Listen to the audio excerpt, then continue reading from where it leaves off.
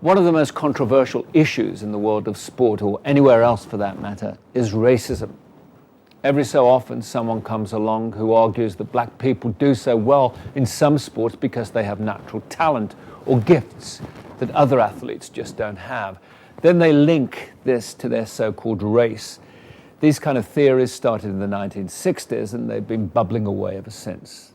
They're easy to understand and make few demands on the intellect. The alternatives are a bit more challenging. They demand that you know more about the history of black people, particularly in the United States and in Britain. Then you have to appreciate the experiences of discrimination and prejudice and discover how in many senses black people have been forced into sport. Sport is one of the two areas where black people have been allowed to excel, the other one being show business. I choose the word allowed carefully, by the way. In Chapter 10, I evaluate theories based on natural ability and those based on historical and social conditions. I think the latter is a more valuable way of understanding the reasons why black people have overachieved in sport and perhaps why they've underachieved in other areas of society.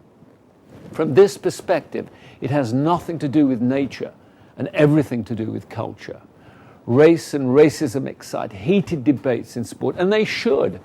One of the questions we should ask is why there are so many ethnic minority competitors and so few black managers, owners, and administrators. I have an explanation for this, and it's based on what's known as the Rebecca myth. The rest of the details are in this chapter.